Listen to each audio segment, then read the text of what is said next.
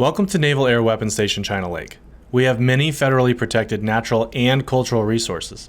These video tips highlight important rules to protect the federally threatened Mojave Desert tortoise, which may cross roads or enter work or training areas. Contact the Environmental Management Division at 760-939-3213 for more information about any animals, plants, or protected cultural sites or artifacts. To survive the harsh conditions of the desert environment, including both extreme summer heat and cold winter nights, desert tortoises spend about 95% of their life underground. In areas where soil characteristics are suitable for digging, tortoise dens consist of excavated burrows that can be more than 8 feet long and are typically between 18 inches and 3 feet below the ground surface. While many desert-dwelling animals utilize underground dens, tortoise burrows are visually distinct and can be identified by their characteristic half-moon shape, similar to that of the tortoise itself. Tortoises will construct their burrows in a variety of locations, including underneath bushes or dense vegetation, on slopes under overhanging soil or rock formations, or even out in the open soil. In areas where the soil is not suitable for digging, tortoises will use rock shelters within the crevices between boulders. Or in some instances, a tortoise den can be merely a pallet within a small depression in the ground. If you encounter a desert tortoise burrow while performing your mission activities at China Lake, we ask that you please keep your distance.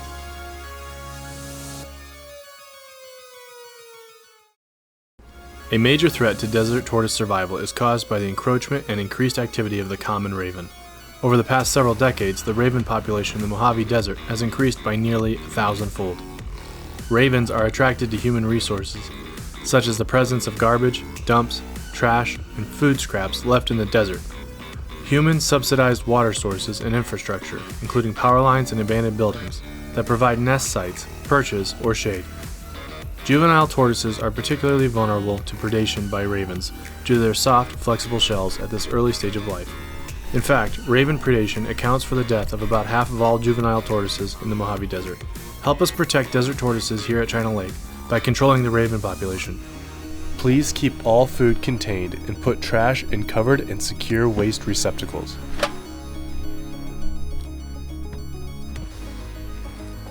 And please, do not feed the wildlife. Desert tortoises and other wildlife may seek shade and shelter underneath or around vehicles and equipment, especially during the spring, summer, and fall seasons when tortoises are most active. Keep in mind, water of any kind attracts tortoises, whether it's rain or construction-related water use. You are much more likely to find a tortoise near water. To prevent possible tortoise injury, personnel should conduct a thorough check of all vehicles and equipment for sheltering tortoises before operating or moving them. If a desert tortoise is discovered, immediately call Microspeech or the Environmental Management Division, EMD, for guidance. Do not touch, move, or disturb the tortoise unless you are trained and approved to do so. Often, if you wait a short time, the tortoise may move on its own. It is acceptable under China Lake policy to delay work for a few minutes in order to keep these federally threatened wild animals safe. Microspeech will offer guidance and can dispatch a biologist to your location. When operating a vehicle at China Lake, stay on approved roads. Follow the speed limit and obey all posted traffic signs. Be aware of potential wildlife crossings, especially tortoise crossings. Tortoises can move up to a mile per day. If a desert tortoise is observed crossing a road, slowly and safely come to a complete stop while maintaining a safe distance from the tortoise and engage the vehicle's hazard lights or emergency flashers. Place a traffic cone if available and provide traffic control assistance as needed. Immediately call Microspeech or EMD to report the sighting and receive guidance on the next steps to take. If a tortoise is determined to be in imminent danger, such as a possible vehicle strike, the U.S. Fish and Wildlife Service allows unauthorized personnel to move a tortoise out of harm's way in order to keep it safe.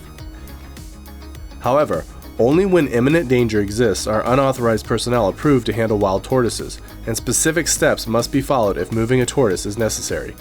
Before handling the tortoise, put on gloves or use some type of barrier such as a t-shirt or shop towel to minimize direct contact with the animal. Slowly approach the tortoise from the front to avoid startling the animal. It is important not to frighten the tortoise so that it does not void its vital internal water supply. Grasp the tortoise on either side of its shell. Slowly and gently lift the tortoise no more than 18 inches while keeping it level to the ground.